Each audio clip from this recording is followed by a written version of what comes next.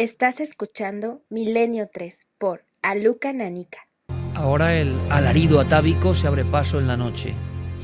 Hablábamos de una madrugada de diferentes conceptos del miedo, de lo sobrenatural, de lo que realmente nos impacta, nos angustia, y ahora caminamos hacia la selva profunda del Perú, porque no hace siglos, no hace milenios, sino hace bien poco, hace escasos 5 años, aún no se han cumplido, ocurrió una de las historias más terroríficas que yo recuerdo. Me impactó profundísimamente. Y desde el momento en que aquello se cerró en falso, desde el momento en que todo el mundo hizo un complot para no querer saber más, desde el preciso instante en que medios, y vaya usted a saber qué fuerzas, se emplearon duro para que no se supiesen más datos, yo tuve una pregunta, una especie de interrogación constante en mi cerebro rebotando en las paredes de mi cabeza, hasta que encargué a Diego Marañón que fuese un poquito más allá, porque había algo, si queréis, de sabueso viejo que ya soy, en el aspecto periodístico, o por lo menos veterano con mucha experiencia. Algo aquí no huele bien.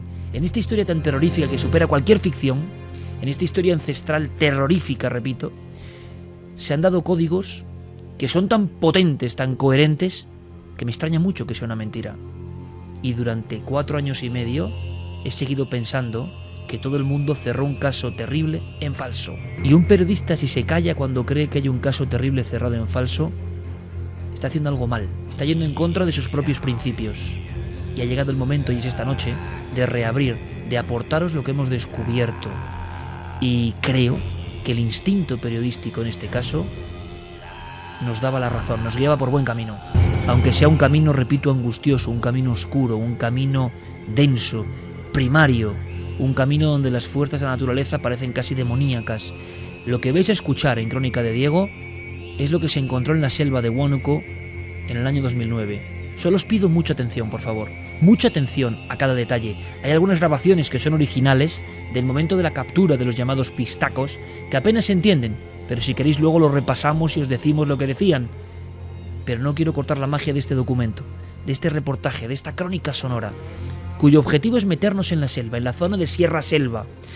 Por ejemplo, cuando uno va a las fastuosas ruinas de Machu Picchu, ve que hay unas montañas que nacen detrás de los templos, ve que hay unas montañas altísimas, escarpadas, como dientes de sierra, cubiertas por matojo y por verdor. Intuye que hay mundos y ruinas que todavía no han sido descubiertas. Y en algunas de estas zonas, mucho más hacia el norte, ocurrieron los hechos. Hechos que espantaron a todo Perú y a parte del mundo. Era imposible que en el 2009 nos encontrásemos con esta escena de los crímenes. Así ocurrió todo.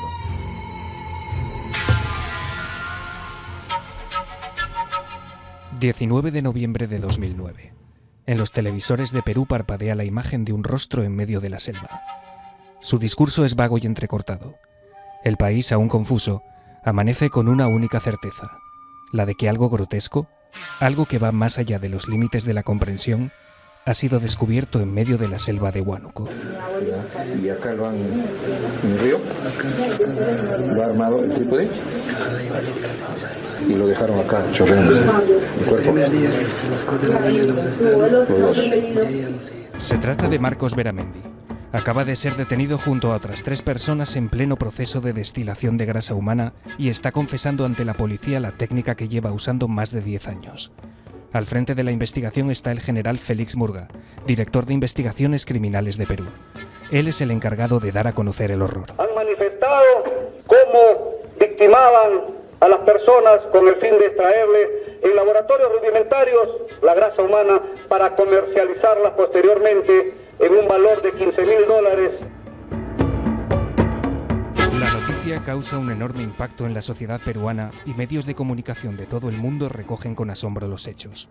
Los detalles de aquella rueda de prensa permanecen vivos en la memoria de Beatriz Jiménez, periodista y corresponsal de El Mundo en Lima. Como evidencia, se presentaba allí encima de una mesa una botella de una gaseosa muy conocida aquí, Inca Kola, con una sustancia grasosa que el general señaló como grasa humana. También había como ganchos de carnicero, una serie de instrumental que había sido incautado. Lo que se había encontrado era el tórax de una víctima colgada de unos ganchos y con una especie de mecanismo muy artesanal para extraer la grasa, y también se había encontrado una cabeza, ¿no?, supuestamente perteneciente a la misma persona. Los cortagrasas, que actuaban a modo de hermandad religiosa, seguían un macabro ritual que constaba de varios pasos. Escuchamos a Jorge Mejía, jefe de la División de Secuestros de la Policía Peruana. Contaban con un instrumento que tenía 2 mandos, 2 botones, y una vez que ubicaban a la víctima, activaban los controles y salía una wincha, un cable acerado que en la punta llevaba una especie de boomerang, y ese boomerang decapitaba a las personas y el cuerpo definitivamente después de 2-3 segundos caía al piso. Tras decapitar y descuartizar los cadáveres, los pistacos colgaban a sus víctimas boca abajo en ganchos sostenidos por unos trípodes rudimentarios, fabricados con troncos recogidos en la selva. Después, encendían velas para que poco a poco el tejido adiposo gotease. La sustancia resultante era recogida mediante un sistema artesanal de embudos y alambiques. Mientras ellos estaban en su laboratorio, entre comillas, clandestino, las mamachas, algunas mujeres de ellos, se ponían, digamos, a rezar, a llorar por el alma de la persona que había fallecido. Es algo contradictorio, ¿no? Pero eso es lo que ellos dicen, que de esa manera trataban que el alma de esta persona sea salvada. En un primer momento, Octavio Salazar, por aquel entonces ministro del Interior de Perú, muestra su total apoyo y confianza en la investigación llevada a cabo por la DIRINGRI. Pero lo real es lo que nosotros hemos expuesto. ¿Parece irreal? Indudablemente que sí. En pleno siglo XXI, que tengamos pues un tema de esta naturaleza. Es una situación compleja, difícil de creer, pero es la realidad. Sin embargo, está a punto de producirse un golpe de timón. El presidente de la región de Huánuco, Jorge Espinosa, entra en escena y califica la historia como una patraña. Se muestra indignado por lo que, según él, es una falsa información sacada de no se sabe dónde, que valida concepciones anacrónicas de viejos tiempos y que daña gravemente la reputación de la zona. Exige un desagravio. El ministro del Interior abandona entonces su apoyo inicial, explicando que en realidad todo se ha sobredimensionado. La historia, convertida ya en escándalo nacional, le acaba costando el cargo a Félix Murga, el oficial a cargo de la investigación. El director de la Policía Nacional, el general Miguel Hidalgo, confirma su cese en una rueda de prensa. De separar en el cargo de director de investigación criminal al señor general Félix Murga, y hemos dispuesto que el señor inspector general del instituto, el general León, realice una investigación. La etiqueta de fraude cae como una losa sobre el asunto, dejando el caso en entredicho ante la opinión pública. Los medios de comunicación de todo el mundo optan a partir de entonces por el silencio más absoluto, mientras en Perú solo unas pocas voces se alzan en defensa de la investigación policial y de la reputación del general Félix Murga. Una de esas voces es la de Remigio Hernani, exministro del Interior, que se atreve a hablar de presiones y de un cierre en falso del asunto. Hay una utilización política de los hechos que ha investigado la DIRINGRI. La DIRINGRI siempre ha hecho investigaciones eficientes. Tenemos todo el derecho de pensar de que puede haber sido inducido el general de alguna forma, presionado. Mire, el general Félix tiene una trayectoria brillante, es un policía en pesquisa de primer nivel. Apenas un mes después de los hechos, en enero de 2010, Félix Murga es nombrado responsable de la 11ª Dirección Territorial de Arequipa. En el acto oficial de su toma de posesión, aprovecha para reivindicar su trabajo en la investigación y augura sorpresas cuando se conozca la resolución judicial del caso. Si tienen acceso, vean mi currículum y sigan el proceso judicial de este caso y verán a ver quién tiene la razón o quién mintió. Sin embargo, la aparente ceremonia del descrédito en torno al caso de los pistacos de Huánuco consigue su objetivo. 5 años después, pocos son los que se atreven a dudar, tanto en Perú como en el resto del mundo, que aquella extraña noticia surgida en el corazón de la selva andina no fue más que una distracción perfectamente orquestada. Una cortina de humo para ocultar una serie de escándalos gubernamentales. Lo último que se nos dice es que aquel horror no ha sido más que un mal sueño, algo que simplemente jamás ha existido. El caso de los pistacos se habría tratado de una farsa. Según oficiales de la División Policial del Alto Guayaga, la presencia de pistacos en la zona del Monzón es un hecho no creíble. De los originales creadores de Papá Noel sí existe y la premiada El Ratón Pérez se llevó tu diente, llega la sangrienta historia que ha puesto... 3:17, crónica perfecta de esta historia. Los titulares, los informativos, los telediarios en Perú, todo fue una broma. Y así, y es casi comprensible, muchas familias de Lima o de otros lugares respiraron tranquilas. Esto, evidentemente, solo pasa en los cuentos de niños. Esto ha sido una simple pesadilla, una extraña invención. Y es que nos cuesta creer. ¿Os imagináis, queridos amigos de Milenio 3, que vosotros mismos, porque ha ocurrido, sois unos excursionistas que vais por esa zona de Sierra de Selva o de Ceja de Selva y de repente un sonido a vuestra espalda, la wincha, un extraño artefacto inventado por esta misma hermandad, ocultos entre la maleza, entre los matojos, unos seres que desde luego causan terror y espanto, ¿no? Solo imaginarlos. Con su mentalidad también rudimentaria, pero hábil para el crimen, han generado una especie de aparato que lanza una hoja metálica y que decapita a la persona. Después, los ganchos de carnicero, los trípodes de madera, muy ocultos en zonas de sierra, a las que hay que acceder tras 3 o 4 horas de caminata desde el pueblo más cercano. Y se cuelgan los cuerpos, y debajo el plástico, y las mamachas casi chamanas de la zona hacen sus cánticos, y la grasa va cayendo, y eso sí, el cuerpo sin cabeza, boca abajo, casi como un decapitado loco del tarot, en mitad de la selva en la noche, está rodeado, extraña tradición, por velas de iglesia, por cirios de iglesia. Y entonces se cuenta que a través del alambique se destila la terrible mercancía humana, la grasa humana. Y esa grasa humana, cuidado, aquí quizá está la clave, cuando se intercepta, se dice que se vende para cosméticos, que se vende incluso para enviar a Europa, que se vende como material preciadísimo. Y justo ahí se corta la historia. Y como este eco que escuchamos, este eco propio de la selva del Perú, que amamos el Perú, pero que tiene sus conexiones, como todas las culturas milenarias, también con lo oscuro, con lo ancestral, con lo antiguo, sigue resonando. Nos daba la impresión de que demasiado terrorífico, demasiado coherente para ser una simple mentira. Diego, compañero, hola, buenas Iker. noches. Buenas noches. ¿Y qué te has encontrado? Pues la verdad es que lo que me he encontrado es una grandísima sorpresa, no ya solo por comprobar hasta qué extremos puede llegar la maldad del ser humano, sino también pues por ser testigo de lo conformistas, ¿no?, que podemos ser a veces con una simple opinión de alguien que sea lo que esperamos, lo que nos reconforta, lo cómodo, lo fácil. Pues preferimos tomar esa hipótesis y olvidarnos de todo lo demás, de todas las explicaciones que dan los investigadores de un caso, olvidarnos de todos los datos que aporta pues este general que es cesado, o incluso Jorge Mejía, al que hemos escuchado en ese reportaje, ¿no?, que es el jefe de la división de secuestros de la policía de Perú.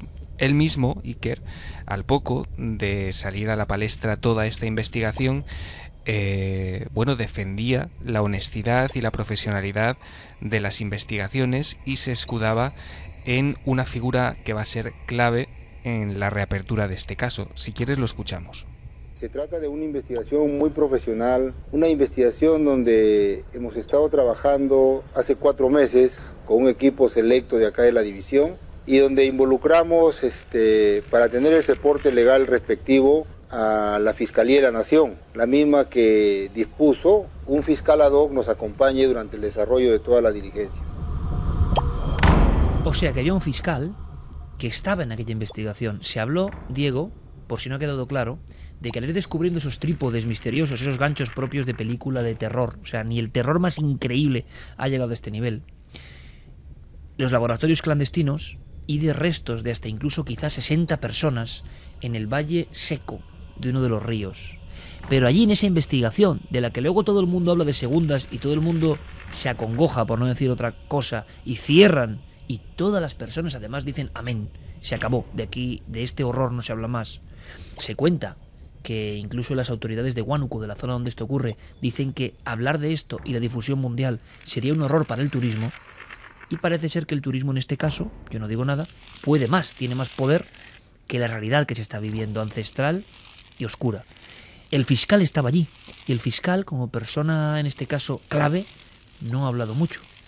pero tenemos sus declaraciones. Efectivamente, no es que no haya hablado mucho, es que desde 2009 este fiscal no ha abierto la boca, no se ha pronunciado absolutamente en ningún medio del mundo sobre este caso. Nadie le ha preguntado qué hay de cierto o qué piensa él sobre toda esa campaña no orquestada y que apunta a que esto no era más que una cortina de humo. Bueno, pues en Milenio 3, después de 5 años, hemos querido hacer precisamente eso, irnos por el fiscal, preguntarle a él y tratar de averiguar en qué punto se encuentra este caso a día de hoy judicialmente hablando. Y lo hemos conseguido localizar, hay que decirlo, gracias a nuestra compañera Beatriz Jiménez, corresponsal del Mundo en Lima, que ha sido providencial para todo esto. Hemos localizado a Jorge Sanz Quiroz. Él es fiscal de la 57 Fiscalía Provincial Penal de Lima. Y como te digo, tras 5 años de absoluto silencio, nos ha concedido una entrevista, nos ha atendido. Y lo primero que hemos querido preguntarle, Iker, es ¿dónde están hoy los acusados? ¿Qué pasó con ellos? ¿Por qué desde entonces no se ha vuelto a saber nada? De haber sido un fraude, todo este caso, tal y como se apuntó, lo lógico sería pensar, lo que todo el mundo pensaría, es que estas personas habrían salido libres al poco tiempo. Vamos a ver qué nos ha contado.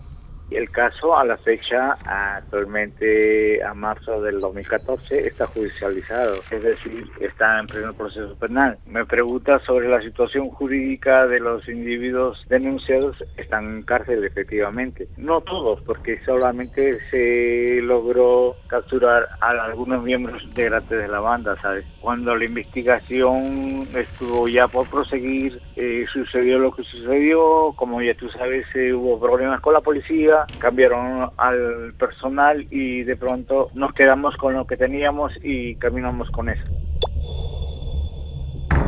Bueno, primero el dabonazo, ¿hay más?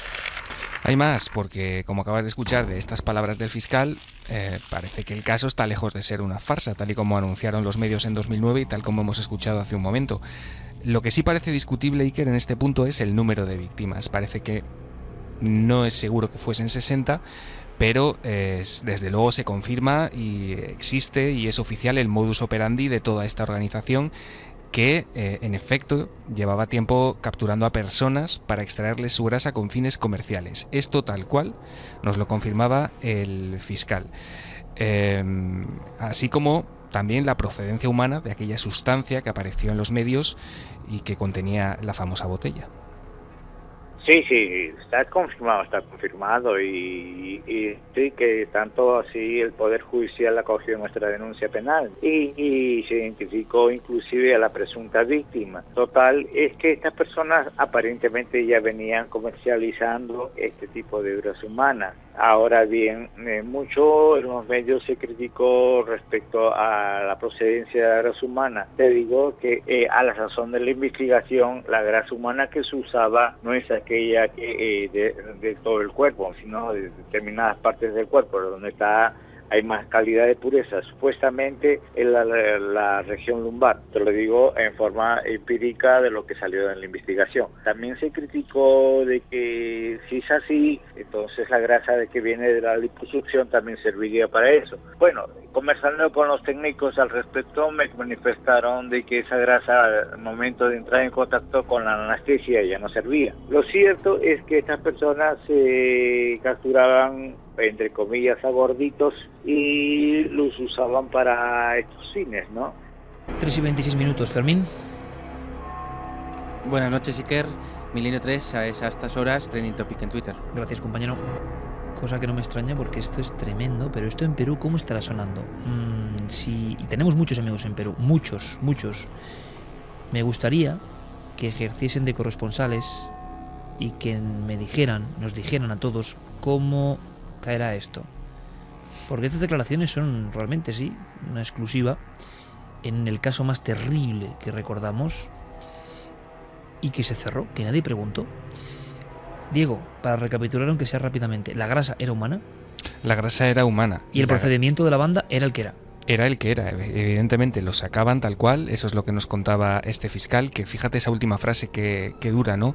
Decía que estas personas capturaban a gorditos y los usaban para estos fines. Personas que iban por la selva, por esa zona, sí, actuaban sobre personas que iban solas pero tenían que tener, ¿no?, un complejo sistema de observación, de ocultación, y utilizaban la mítica wincha.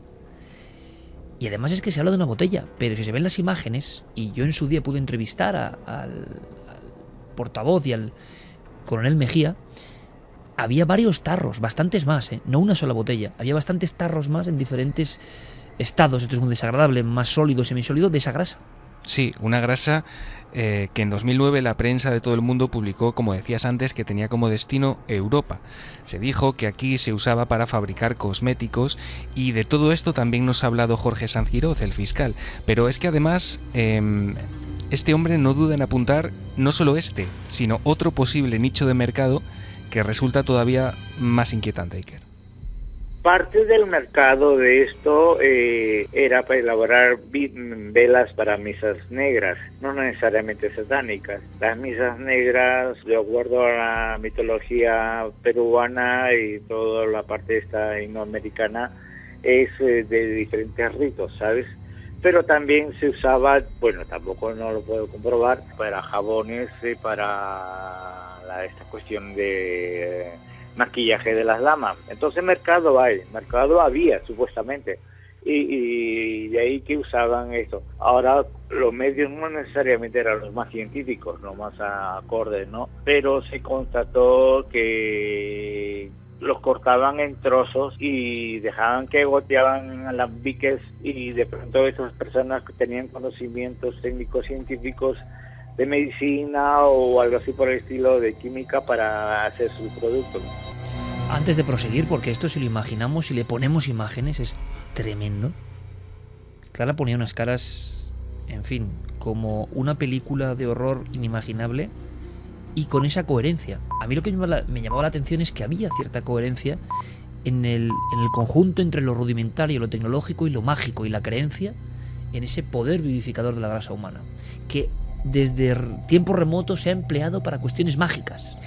Sí, en efecto. De hecho, pues el ritual de la unción, que no es otra cosa que extenderse a algún tipo de sustancia, ya sea aceite, grasa, se ha practicado en muchísimas religiones como parte de un simbolismo, con un simbolismo mágico, de aprender la piel, aquello que puede entrar dentro de uno, ¿no?, que ya sea de origen divino, de origen espiritual. Es como recibir esas capacidades. De hecho, tenemos la unción de los enfermos, famoso, ¿no?, también para la curación, la presunta curación. Hay anécdotas incluso en nuestro santoral, ¿no?, de santos famosos por uncir, por ejemplo, los ojos con un aceite y supuestamente recuperar la visión, los enfermos, ¿no? Y luego hay también, dentro de la ritualística un poco mágica, más oscura, vamos a decirlo así, ¿no?, la utilización en algunos tipos de rituales de la grasa humana para la fabricación de velas, con las que luego practicar otra serie de rituales que ya sean de petición a fuerzas oscuras, o incluso pues como protección. En algunos casos, si se mezcla con otros elementos, esa grasa, presuntamente se obtendría la protección de alguna entidad, o incluso la presunta, en otros rituales más también de petición, ¿no?, la capacidad de aprender la magia de un tirón. Es decir, quien lee conjuros, grimorios a la luz de las velas confeccionadas presuntamente con la grasa humana, es decir, todos estamos hablando de cosas muy antiguas, ¿no?, adquiría ese conocimiento de manera instantánea y ya no se olvidaba. A mí hay una tercera opción a la que apuntaban algunos medios de comunicación que me parece aún mucho más terrible, ¿no?, y es que algunos curanderos recetaban a enfermos crónicos ingerir esa grasa a cucharadas. 3:32, ahora hablaremos de eso. Incluso hacemos un pequeño cambio de planes, si me lo permitís. Vamos a hacer un giro porque el programa está siendo un poco demasiado, ¿no?, demasiado.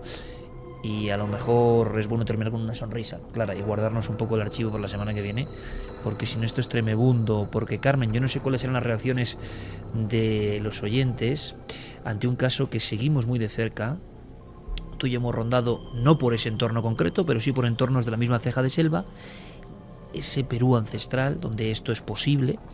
Y sobre todo, a mí, y lo voy a contar, me impresionó. Yo es que vi esta novela, luego claro, era tan oscuro todo que no... Pero te lo cuenta un escritor de bestsellers de crónica negra, la escena de la aparición de estos cuerpos y lo que hay de fondo, y uno piensa, claro, qué gran novela negra, qué imaginación. Siempre la realidad supera cualquier imaginación.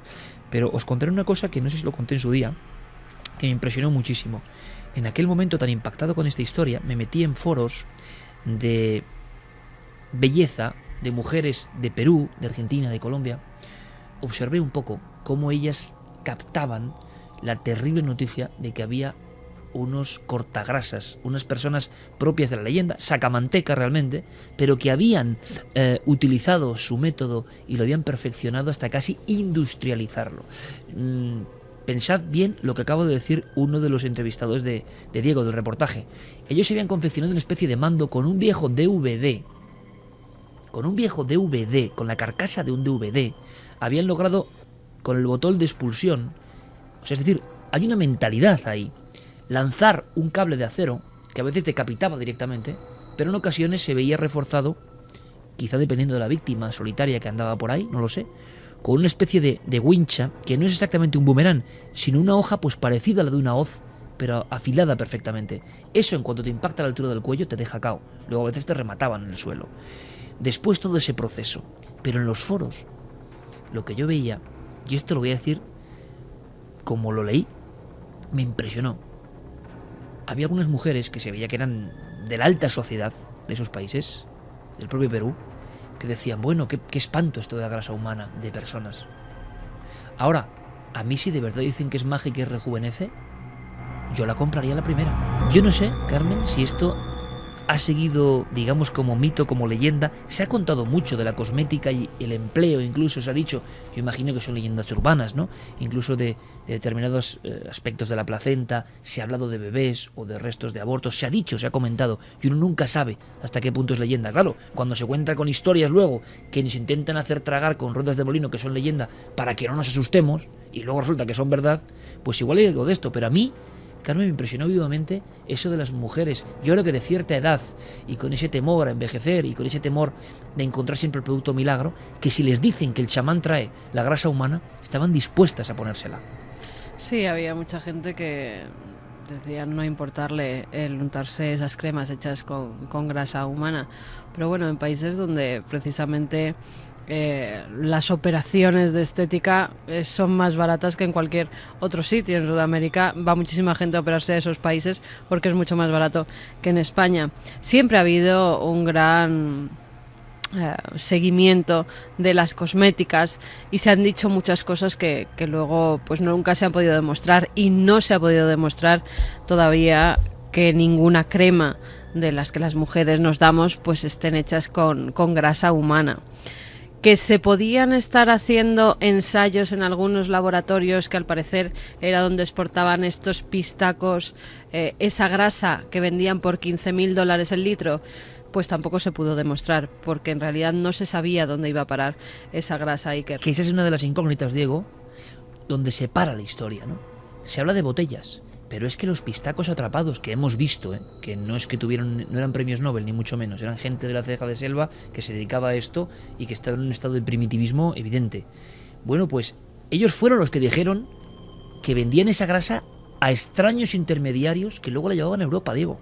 Sí, así fue, y además eso lo dijeron en las primeras declaraciones que tuvieron lugar tanto en el lugar de los hechos, en el de la detención, cuando prácticamente los pillaron con las manos en la masa, como en su primera declaración policial. Luego, algunos de ellos cambiaron su declaración y dijeron que habían sido, de alguna manera, pues coaccionados por la policía y historias similares. Pero lo que es curioso, Iker, es que durante las conversaciones que hemos mantenido tanto con el fiscal Sanz Quiroz, al que hemos escuchado, como con nuestra compañera Beatriz Jiménez, los dos nos hablaban y nos recalcaban, ¿no? Y hacían especial énfasis en el goteo de desapariciones que tienen lugar muy a menudo, continuamente, en esa zona de Perú. Desaparece gente y los cadáveres no siempre aparecen. Y fíjate, uno de los últimos casos que no se ha dado a conocer, que no ha trascendido en exceso a los medios de comunicación, ha tenido lugar hace solamente unos meses, el pasado mes de septiembre. Y no está relacionado exactamente con la leyenda de los pistacos, es decir, aquí no parece haber un tráfico de grasa, no parece haber descuartizamientos, pero sí que puede tener cierta relación, ya que comparte una especie de componente mágico, de ritual, de ofrenda a la tierra, ¿no? Y este caso lo hemos conocido, Iker, gracias a Cristian Ticona. Con él también hemos hablado. Cristian es periodista, él trabajó durante varios años como jefe de informaciones del diario La República de Perú, y él nos contaba este caso y nos lo contaba así.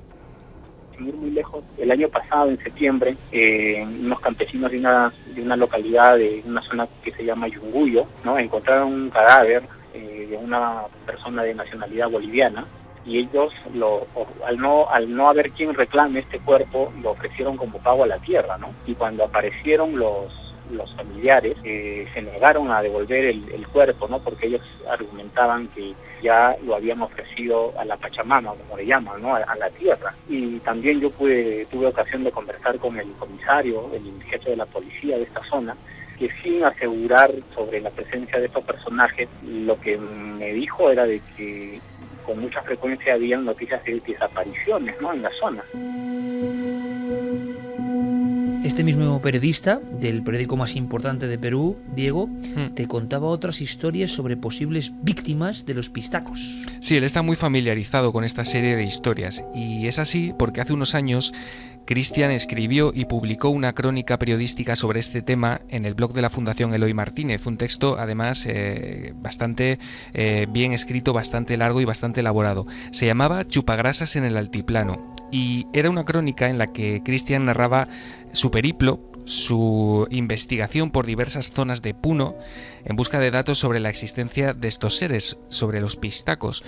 Y Cristian se encontró con un campesino del lugar, un campesino que dejó a un lado sus miedos y todos sus temores que había acumulado durante años, y le contó su historia en primera persona.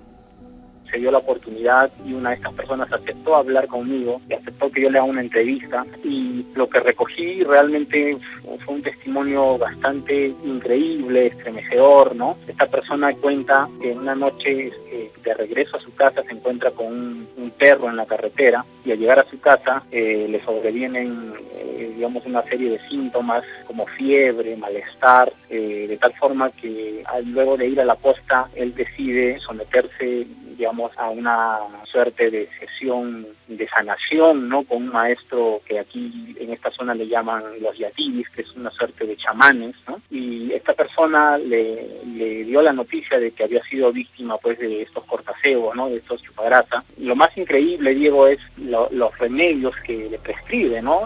Por ejemplo, una de las cosas que parecen bastante inverosímiles, pero que esta persona se sometió, ¿no?, a, digamos, con la fe de que solo así se podía salvar, era, por ejemplo, comer cucharadas de grasa humana que supuestamente le vendía este chamán, ¿no?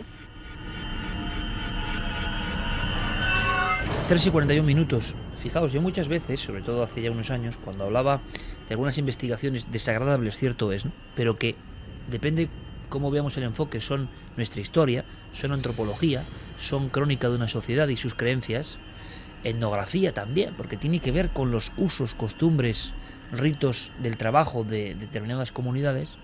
Pues yo he hablado, y se ha hablado aquí, del hombre del saco de Almería, ¿no?, de la vampira de Barcelona, del hombre lobo de Allariz, y siempre salía el típico listo, sea en el medio que sea, me da lo mismo, es que han hablado del hombre del saco, sin preocuparse de investigar en los expedientes judiciales, en las propias fotografías y documentos de personas con nombres y apellidos que fueron ejecutadas en nuestro país, porque lo que hacían era, a su forma, esto mismo.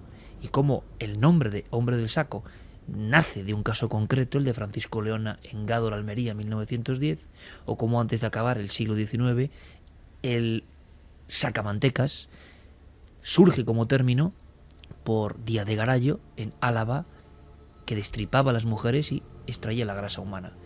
Y siempre la creencia, el tío mantequero de Málaga, el estripador de Avilés. Cuando yo veo a estos listos, que luego hablan en la prensa o en cualquier sitio de qué tonterías se cuentan sobre estos nombres, estoy viendo la misma actitud. Es decir, no te atreves a saber que esto es verdad. no quieres saber. Tú, hombre del siglo XXI, con tu BlackBerry, el móvil que tengas, tu coche, tu hipoteca y lo que te dé la gana, no tienes los bemoles de querer saber que esto es verdad, que esto fue verdad y que esto está manejado por unas fuerzas de las que no tienes ni idea, pero que son las fuerzas que han motivado muchas cuestiones de las que ya estás completamente al margen.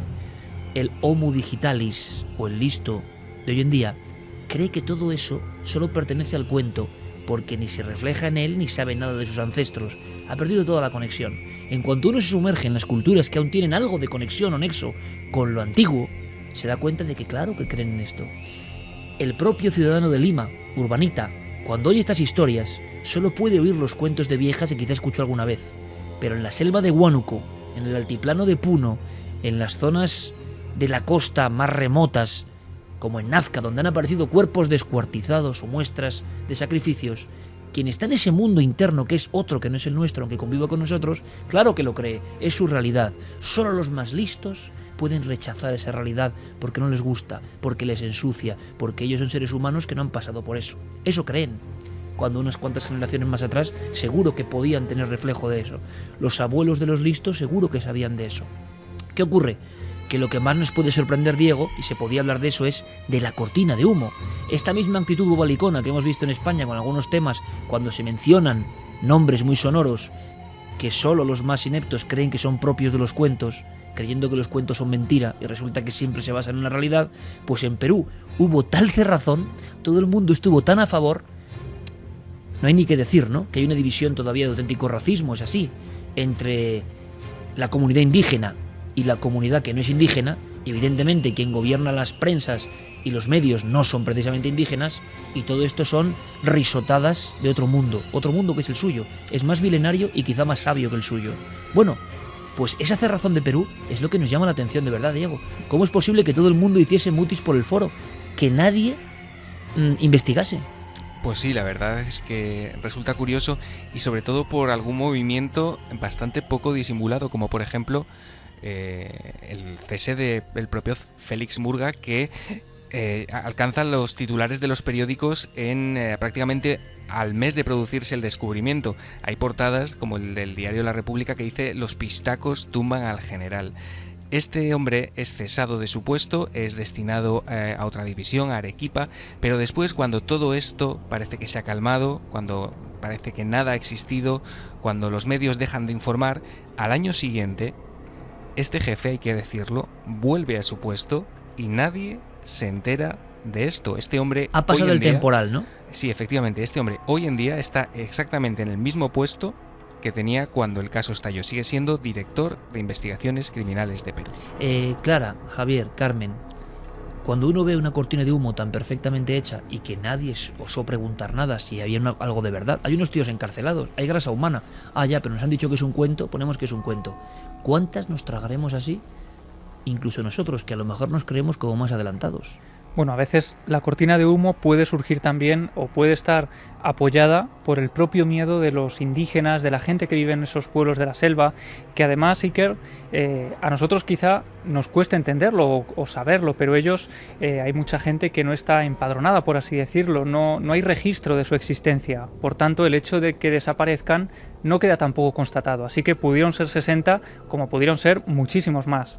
A lo largo del tiempo, y es que además hay datos y portadas en la propia prensa peruana de años atrás, donde también se habla de pistacos con nombres, apellidos, casos y las botellas de grasa humana. Claro, y el problema es que allí tienen serios problemas también con narcotraficantes, hablan también de tráfico de órganos, escenas terribles como por ejemplo de niños abiertos en canal y rellenos con dinero, ofreciéndoles a los familiares de las víctimas como una especie de compensación por haberse llevado los órganos. Y de todo esto están hablando también algunos medios de comunicación, digamos, no de gran alcance, sino pequeños blogs de donde surgen este tipo de informaciones. Y todo eso, Iker, hace que en las propias familias pues haya un miedo tal a hablar de todo esto, a que se tomen represalias contra ellos o contra sus familiares, que el silencio surja también de ahí.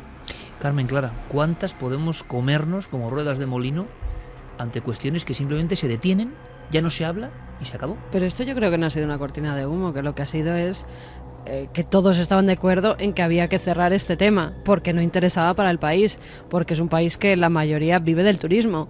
Y ante tales casos el turismo, por miedo, deja de ir, igual que dejan de ir a Egipto cuando se producen las revueltas. Es que es el puro miedo, y más cuando se está hablando de asesinatos. Si recordáis las imágenes, estaban los mismos pistacos mientras la policía estaba investigando y estaba poniendo las marcas que se ponen en una escena del crimen. ¿Os acordáis? Sí. Que había más de 60, por eso se habló de 60 cuerpos, en los que por lo menos 60 huesos se encontraron, y los pistacos iban diciendo dónde habían enterrado los restos de esas personas a las que habían asesinado y a las que habían quitado la grasa, con lo cual eso se tapó porque no interesaba. Se puso al policía durante un año, como decía Javi, en otro lugar, como decía Diego, perdón, en otro lugar, y de nuevo volvió a otro trabajo. Todo estaba planeado, Iker, por el gobierno, por la policía, para que esto se tapara, desapareciera y quedara como una mentira. Claro, pero esto puede estar ocurriendo ahora con otros muchos temas que, por ejemplo, nos interesan a los milenarios, ¿no? Pues sí, es muy posible que haya muchas cosas que no sepamos o que queden como, bueno, una leyenda urbana. Mira, el mismo hecho de ese artefacto fabricado es profeso, ¿no? con una especie de mando a distancia, sugiere, desde luego, una mentalidad aparte muy, muy sádica. También se está hablando de que alguien maquina, es decir, no es algo que a un señor le pillan por ahí y bueno, se lo carga. Es decir, esto de que se hable de 60 personas, pues a lo mejor son 60 personas o incluso puede que más. Estamos hablando de zonas muy remotas, como me has explicado antes, hemos estado hablando de esto, ¿no? Y en lugares en los que, bueno, pues si tú desapareces, pero vete a buscarte, o sea, a ver si alguien te encuentra, ¿no? Entonces, todo esto sugiere una preparación, sugiere aparte de la ritualística, ¿no? Esta cosa esa extraña mezcla de una ritualística que existe, pero como si alguien, yo no sé, una mentalidad igual tremenda, o un visitante, enseñe esas mejoras en la tecnología, ¿no? Sí, y luego, por otra parte, esa mezcla ancestral con esas mujeres que rezan, ¿no? Y que un poco piden perdón al alma del difunto, al que acaban de asesinar. Y eso sugiere también una creencia, es decir, no solamente un móvil económico, que también, desde luego, lo puede haber, porque eso está también muy definido en cuanto a son zonas de mucha pobreza, ¿no? Y cosas que a nosotros nos parecen impensables o que no se nos pasarían por la cabeza jamás. Por eso es lo que llama la atención el horror, ¿no? de que esto pueda ser real. Y a veces es preferible hacer ojos sordos, oídos sordos, vamos a decirlo así, a historias tan horrendas, porque no queremos saber que eso está dentro de nos rodea, ¿no? Y que es parte también del ser humano. Pero esos rituales, en cierta forma, son como los de los huaqueros. Los huaqueros, cuando van a una tumba y la saquean, a la Pachamama y al propio muerto, le dejan también una especie de yo te robo a ti, pero te voy a dar algo a cambio. Le hacen una ofrenda. En este caso yo creo que es un poco parecido, lo que pasa que con cadáveres, con personas a las que están asesinando. Esas mujeres rezan, pero saben que están haciendo un mal, pero van a conseguir un beneficio, que es un dinero. Los huaqueros es lo mismo. Los huaqueros están robando a los muertos y están vendiendo eso para sobrevivir, aunque saben que el mal de Huaca al final les va a afectar y a muchos va a acabar con su vida. Es curioso porque el mundo andino y el mundo de la selva y el mundo de Perú, que es un país, repito, que amamos, un crisol que hemos visitado en varias ocasiones, a diferencia de otros lugares, incluso en la propia Sudamérica, tiene un pasado milenario, más que milenario, de mitos, ritos, arqueología, creencias. Allí mismo en Lima, y tú sabes, Carmen, hay una librería que es como el paraíso para un loco como yo, donde puedes encontrar cualquier tipo de tratado universitario, porque hay luego una gran ebullición de interpretaciones sociológicas, ¿no? Ahí, por ejemplo, está la sombra de una tumba en Perú te puede enfermar. Si tú estás ante un mal muerto, hablo desde la creencia, pero fijaos qué colorido de creencia, ¿no? Es decir, qué cosmovisión tan amplia que nosotros ni entendemos. Tú estás en un cementerio velando o rezando por un familiar y resulta que el de al lado pues es un pistaco, el enterrado, y su sombra, si te proyecta durante mucho tiempo, está la creencia de que algo del ánima de ese pistaco, que al ser maldito no está ni aquí ni allá, sino rondando su propia tumba, se mete en tu mundo. Eso es tremendo, que en el fondo es como decían los antiguos egipcios, ¿no? El Ba se aparecía como un pájaro con la cara del difunto rodeando al lugar del enterramiento. Sí, y por ejemplo también lo que llaman el cambio de vida, que es alguien que está en trance de muerte. Imagínate a alguien que lo acaban de atropellar y que se le introduce esa mala cosa, esa mala sombra, ese espíritu. Mala sombra, de ahí vienen muchas de las tradiciones cosas, de la mala sombra. Un día podríamos hacer un programa solo sobre las sombras. Hay tratados de más de 1000 páginas, yo tengo en casa, sobre la sombra, el susto, como figura andina fundamental. Y nosotros podemos escaparnos de ese mundo, refugiarnos de ese mundo, no querer saber nada, pero durante generaciones eso ha creado un mundo propio, un mundo en el que se cree y en el que ha creído el ser humano durante siglos desde el principio, y eso está vivo. Por tanto, como decía Carmen, yo creo que al final, yo creo que ahí está la clave, es el puro miedo, el miedo a ser consciente de que nosotros también somos parte de esa forma, ¿no?, de ver las cosas, y que no estamos tan lejanos, aunque nos parezca horrible, que esto ocurre. Entonces esa oscuridad no queremos ni reproducirla. Aquí hemos arrojado luz, lo hemos intentado, y yo no sé si Diego Marañón habrá tenido pesadillas o no. Yo creo que las tuve, porque simplemente imaginarme la escena de los cánticos, de esas mujeres enlutadas en un rincón de la selva, con una cosa sin cabeza que cuelga de unos ganchos, unos cirios de iglesia y desgrasándose, esa mezcla entre el crimen y los cánticos, porque sabes que estás haciendo mal y tienes que protegerte, eso es para imaginarlo, Diego, ¿eh? Pues sí, la verdad es que sí. La verdad es que este caso, Iker, todavía está abierto. Como hemos escuchado al fiscal, no hay sentencia todavía, porque Beatriz Jiménez también nos comentaba que en Perú hay muchísimo retraso procesal en estos asuntos, y lo que tenemos que estar muy atentos es a la sentencia y a la resolución del caso cuando este se produzca. En Milenio 3, desde luego, vamos a estar pendientes y pase lo que pase, lo vamos a contar. La intuición nos guió por el buen camino. Aquello se había cerrado demasiado pronto. Gracias, Diego, por todo el trabajo. Me gustaría decir que ha sido un placer, pero hasta la semana que viene. Como decía Paul Eluard, hay muchos mundos, pero están en este. Y a veces el mundo se refiere a la mentalidad, ¿no? Muchas diferentes formas y dimensiones de ver la realidad, y a veces nos sorprende tanto ver otras tan distintas. Carmen, últimos mensajes. Pues nos dice Marcela Pradenas: los escucho desde Chile, quiero pedir bendiciones para todas las personas del norte de mi país que la semana pasada han sido afectadas por un terremoto y una gran cantidad de réplicas que mantienen a la población aún muy asustada. Gracias y adoro el programa. Por cierto, la carretera Alto Hospicio Iquique, que tantas veces recorrimos, sí, con el Gran Cañarte, y ha tenido muchísimos problemas. Chile es un país que ama Milenio 3, lo sabemos muy bien, y nosotros amamos a Chile también. Entonces nuestro abrazo cósmico vamos a dedicarlo, yo creo, de forma especial esta noche a la gente de Chile. Me escribía también a través de Javier Sierra Cristian Rifo, ese gran amigo de Chile. De verdad, mucha fuerza, porque lo han pasado francamente mal, y lugares como Iquique, tan llenos de magia y misterio, pues han sido muy dañados. Así que la bendición especial de esta semana en Milenio 3 para todos los milenarios y los no milenarios de ese maravilloso país, Chile. Cristina nos escribe desde Parla, dice que es seguidora nuestra desde hace muchos años, que acaba de tener un bebé que ha nacido el día 13 de marzo, que se llama Tani, que le gustaría mucho que le diésemos la bendición milenaria. Hoy ha sido un programa muy oscuro, pero siempre va a tiempo, aunque sean unos segundos, de esta música de Mike Oldfield y con su contenido mágico de bendiciones.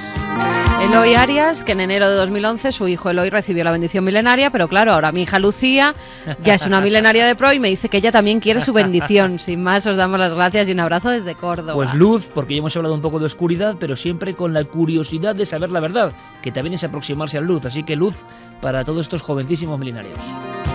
David nos dice que nos da las gracias por hacerle compañía cada sábado por la noche en su camión de basura, y que por favor que le demos las bendiciones milenarias a su hija Zoe, que nació el sábado pasado, el 15 del 3 de 2014, y a su hermanita Noa, que son el misterio más grande y bonito que me ha dado la vida. Un saludo a todo el equipo y a toda esa gran familia. Zoe y Noa, bendiciones, y aprovechamos para toda la gente de los servicios de limpieza que los encontramos muchas veces por las noches enganchados a los cascos, oyendo a veces otros programas del podcast y que son fieles seguidores.